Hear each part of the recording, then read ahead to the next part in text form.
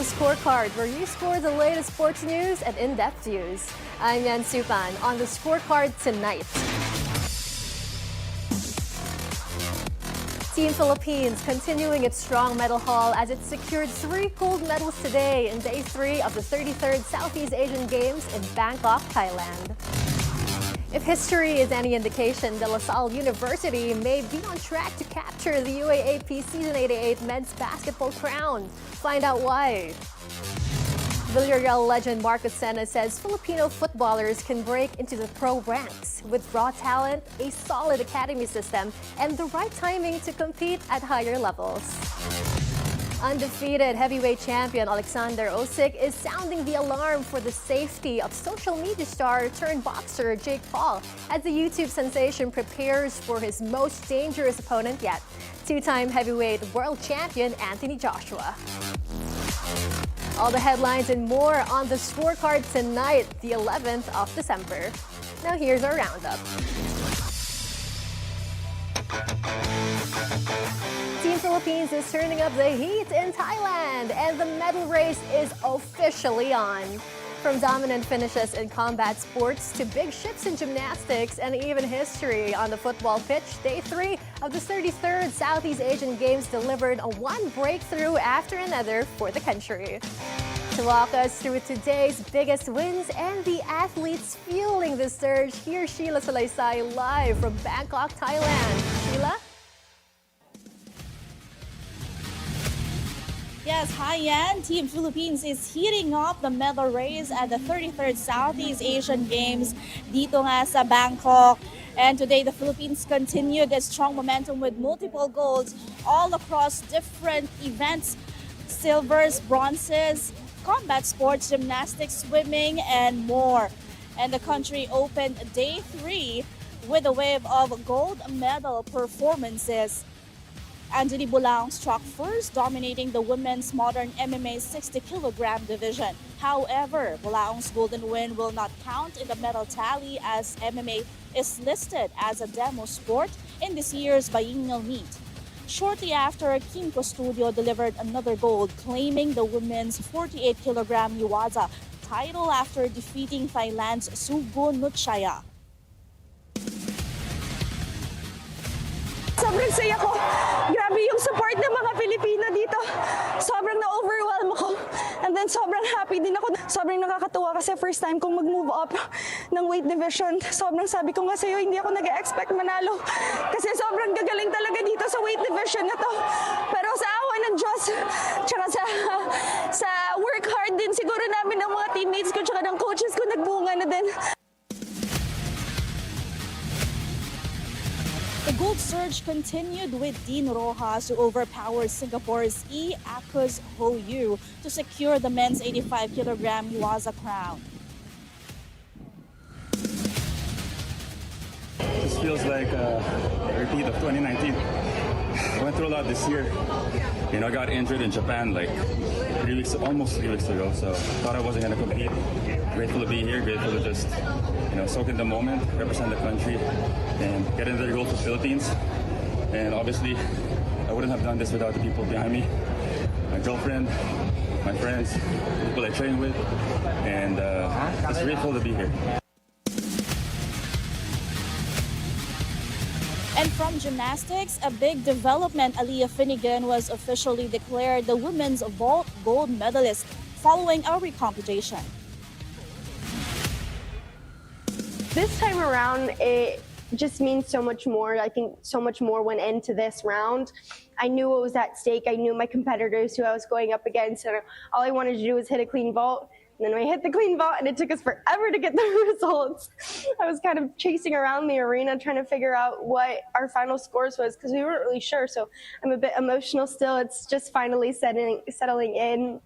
It really didn't hit me until we got up onto the podium to where they officially announced it. But I'm just so overjoyed and just so thankful for all the support, and I'm just so happy.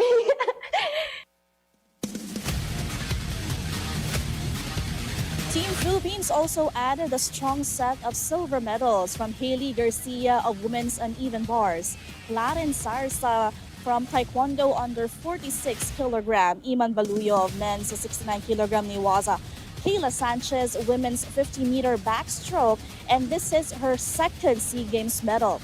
Bronze medals also poured in across multiple events from Jiu-Jitsu, from Mark Alexander Lim men's 69-kilogram via repechage, Vito Luzuriaga men's 85-kilogram via repechage, Kyla Napolis of women's 57-kilogram, Mariano, and David Jen Buzon as well. From mixed martial arts, we have Gina Araos, Jean-Claude Saclag, Denzel Alipio, and from karate men's Team Kata, Jeremy Nortre, Felix Calipusan Jr., Jordan Makalipay. Taekwondo, Hyorugi event, Vito Luis Luzuriaga, Kurt Barbosa, and from gymnastics, Justin Ace De Leon of men's floor exercise, and Susan Ramadan of women's 1500-meter of athletics. The Philippines captured its first ever SEA Games Extreme Sports medal, a bronze in mixed wakeboarding by Mark Griffin, Eva De La Torre, Francesca Hu, and Derek Hewitt. As historic breakthrough from the pitch, the Philippine under-21 men's football team stunned defending champions Indonesia 1-0 to return to the SEA Games semifinals for the first time in 34 years. Meanwhile, the Filipinas women's football team dominated Malaysia 6-0, advancing to a semifinal showdown against Thailand. But not every result fell the Philippines' way. The Gilas 3x3 men's team fell just short against Malaysia, 19-21, missing a shot at bronze. And here in Walmart, the Alas Pilipinas women suffered their first defeat, falling to host Thailand in straight sets. With every medal won and every milestone reached, Team Philippines continues to build momentum, and we continue to cheer them on. Ang sabi nga nila, galing ay ilabas, galing ng Pilipinas. Yen? Thank you, Sheila, live from Bangkok, Thailand. If history is any indication, the Salle University may be on track to claim the UAAP Season 88 men's basketball crown. Resident UAAP statistician Pong Ducanes points out that the University of the Philippines under head coach Goldwyn Monteverde has never won back-to-back games in the finals. On the other hand, LaSalle, led by Coach Topex Robinson, has never lost back-to-back finals games. This means that for UP to lift the Season 88 title, they will have to break both historical trends. In Game 1, UP got a monster night from Harold Alarcon, a career-high 34 points, but the Fighting Maroons still lost to LaSalle, 74-70. The defeat stung even more with UP's plus-minus numbers. Jerry Abadiano finished at -5, one of the lowest on the team, as the Maroons struggled to hold momentum during his minutes. Outside of Alarcon, only Sean Alter posted a positive plus-minus, while other rotation pieces, including Jalen Stevens and Abadiano, had negative stretches that opened the door for LaSalle's second-half surge. UP also committed 16 turnovers, including crucial ones in the fourth, and despite cutting it to a one-possession game in the final minute, they missed chances to steal the win. Harold Alarcon carried UP with a performance for the Bucks. But with Game 2 looming, the Maroons will need more than one superhero if they want this final series to go the distance. San Beda University will attempt to finish the NCAA Season 101 men's basketball finals without John T. Miller, who is set to miss Game 2 after drawing an automatic suspension.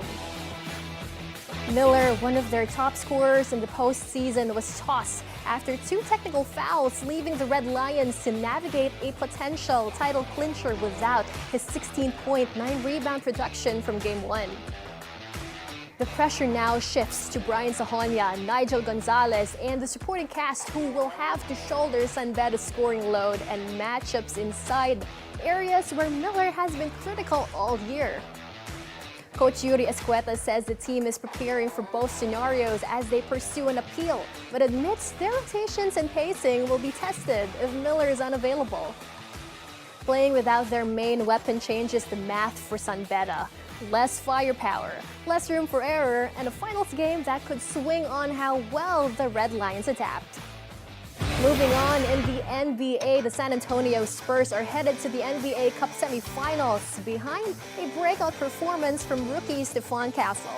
30 points, 10 rebounds, and a late three that helped seal a 132-119 win over the Los Angeles Lakers. The Iron Fox chipped in 20, and San Antonio, still playing without the injured Victor Wembanyama, advances to face the Oklahoma City Thunders in Las Vegas. Luka Doncic led the Lakers with a 35, but their fourth quarter push wasn't enough. Meanwhile, the Oklahoma City Thunder extended their record run, blasting the Phoenix Suns 138-89. Shai Gilgeous-Alexander dropped 28. Chet Holmgren added 24 as OKC notched a 16th straight win, the longest in franchise history. The Thunder also moved to 24-1, tying second-best 25-game start in NBA history, while the Suns absorbed the worst loss of their season. 4 teams are now locked in for Las Vegas: the Spurs, Thunder, Knicks, and Magic after an NBA Cup quarterfinal slate filled with blowouts, record-setting performances, and emerging superstars. In tennis, world number 1 Aryna Sabalenka is steering debate tonight after saying it's not fair for women to face biological men in professional tennis. WTA currently allows transgender women to compete under strict hormone and testing rules, but Sabalenka says the advantage remains huge. In an interview with Piers Morgan, she emphasized that she has nothing against them, yet believes competition would still be unbalanced. Sabalenka added that women train their whole lives only to potentially face athletes who are biologically much stronger. The WTA has not responded to her comments, and Nick Kyrgios, set to face her in Battle of the Sexes match, says he hit the nail on the head.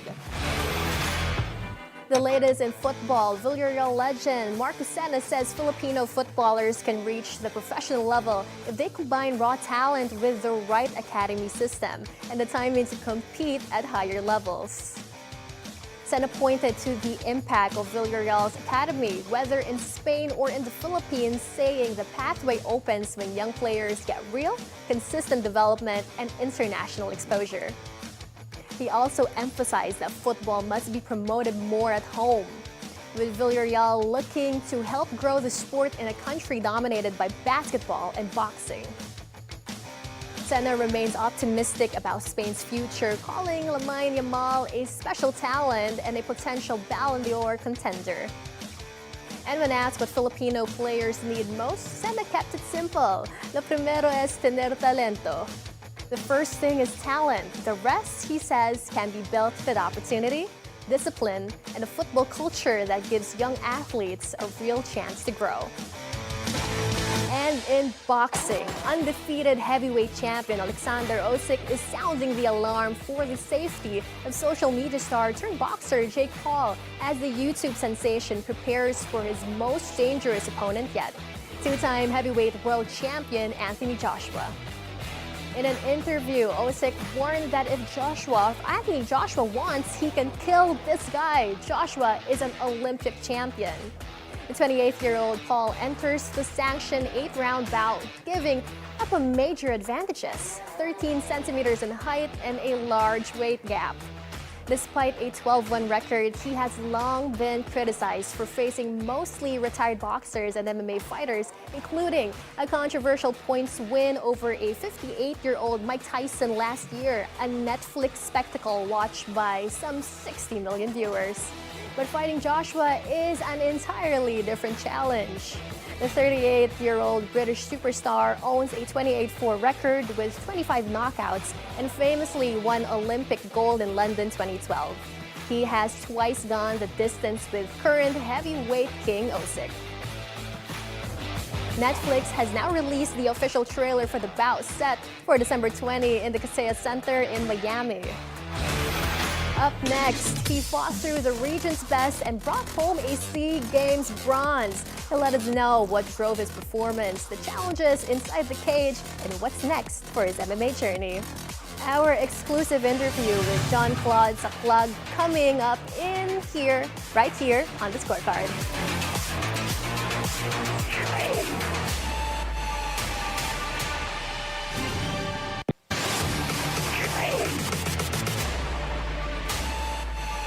Welcome back to the Scorecard, a Filipino warrior who turned grit into a SEA Games podium finish. He'll share with us his mindset, his mission, and the moment he knew he had won. Let us welcome 33rd Southeast Asian Games MMA bronze medalist, Claude Saclag. Champ, kumusta? Oh, magandang ating lahat. Okay, apparently naputol yung golden streak mo after winning gold medals in the last 3 SEA Games stagings, although kickboxing yun. May frustrations ba sa'yo because of this, even though MMA ang sinalihan mo dyan? Well, nasayangan lang. Alam ko na hindi po talaga prepared na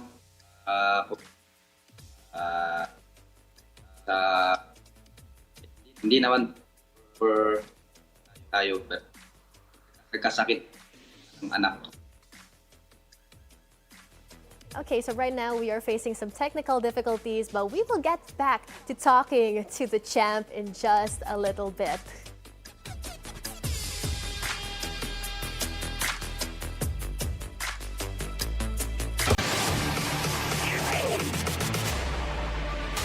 Welcome back to the Scorecard again. We are with SEA Games MMA bronze medalist Claude Saclag. Champ, welcome back. Welcome back. Ngayon, tinatanong ko sa'yo kanina, I was asking you earlier, apparently naputol yung golden streak mo after winning gold medals in the last 3 SEA Games stagings. Although kickboxing yun, may mga frustrations ba sa'yo because of this, even though MMA ang sinalihan mo dyan? Preparation ko lang po.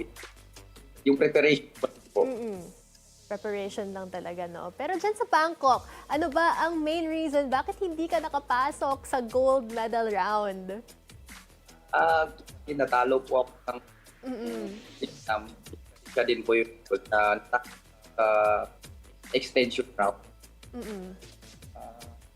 Na kasi yung mga legs ko, hangin ko, hindi ko talaga yun. Though despite this, paano mo gagamitin ito para sa next plans mo? Sa coming fight po sa coming parating babawi po, I will prepare well, siguraduhin ko pong maganda ang condition ko. Kasi before the Games po, po kasi yung anak ko, 2 years old na, puso, heart center. So, hindi po ako nakafocus. Okay, champ, it's been a pleasure to have you. Congratulations at good luck sa mga future campaigns mo. Thank you.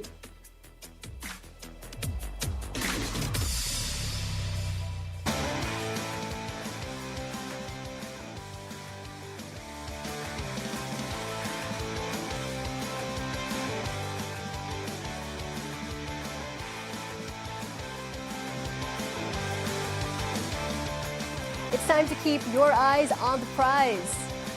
2 all-time greats, 2 eras, but one question that deserves a fresh look. Have we been underrated? The Kareem Abdul-Jabbar and the GOAT debate? Tonight, we stack him against LeBron James and revisit a case that may be stronger than many remember. The GOAT conversation usually centers on the king versus his airness, but if we are being fair to history, few can match the career of Kareem Abdul-Jabbar.